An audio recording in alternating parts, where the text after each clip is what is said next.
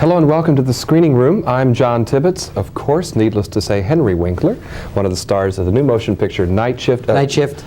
Dr. Winkler, I presume. Yeah. Yeah. I got Tell a me about doctorate. that. That was great. I went up to Boston, to Emerson College, where I went to college, and they gave me a doctorate of humane letters. Now, when you sign your name, any temptation sometimes to put that I afterward forgot about it or in until front? you mentioned it. Yeah.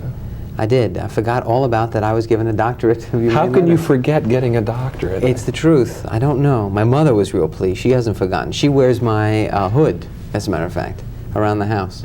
Now, I have one too, as a matter of fact. I don't know where it is. What is it? What are you a doctor of? Theater and film. Great. Yeah.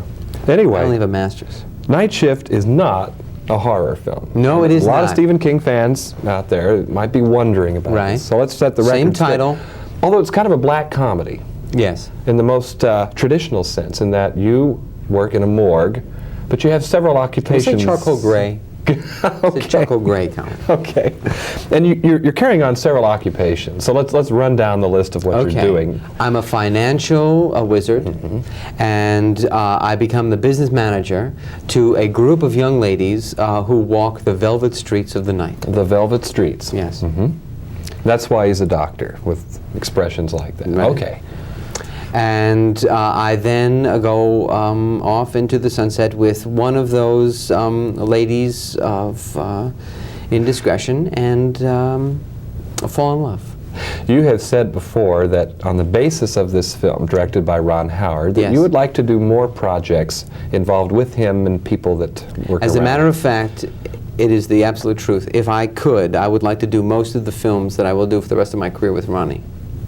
Do you see then your acting as being primarily in the future film, or is television always going to be a vital part of that? Oh, it's got to be. Television has got to be a vital part of that, because television has been great to me. You know, people can put down television all they want, and the fact is that there is good programming. There is Happy Days, for instance, which is just one of the finest programs I've seen in a long time. But it has been good to me, and I will not turn my back on television. Well, Henry, I'm glad you brought up Happy Days, and I hope you'll forgive me for wanting to follow it up just a bit, because I can't sit here anymore. No, sorry. I did not realize that Sylvester Stallone was or had an influence upon your development of the Fonz. Yeah, when we did The Lords of Flatbush together, Sly and I had this kind of friendship going, And he is a very gentle and funny fellow. You wouldn't know that, but he is. He doesn't like to show that side of him a lot, but he is. And he was really fun to work with in The Lords of Flatbush. So when I got the Fonz in the beginning, I would think, what would Sly do in a situation like this, And then took off from there, and the Fonz went his way, and Sly went punching his way through the world. Those of us that are accustomed to seeing you as the Fonz will be in for something of a surprise, I hope however, so. with Night Shift. Yeah. Now, how do you consciously set out to go away from a character that you've developed for years in a different direction? Any preparation here? How do you Oh, there's always focus on it? preparation. I'll tell you how we prepared for it. I like to start a film from the very, very beginning. So I read with all of the actors and the actresses that would take on the other roles. And during that time, I would ad-lib and try and test and experiment with a lot of different ideas that Ronnie and I would talk about, or that I would just surprise Ronnie with.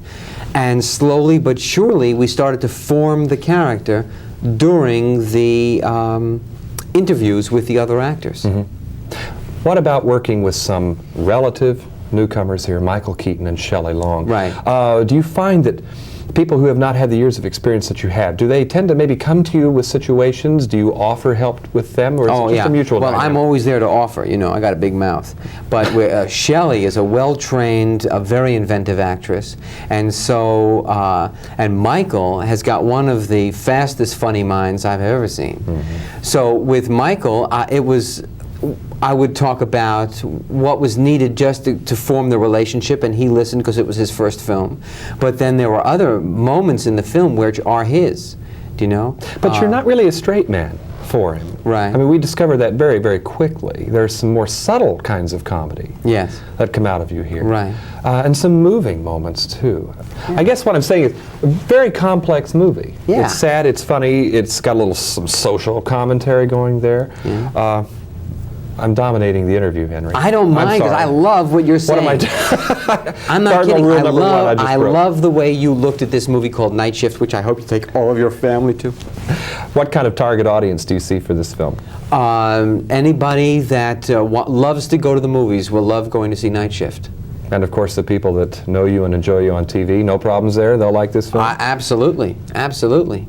Night Shift, directed by Ron Howard, also starring Shelley Long and Michael Keaton.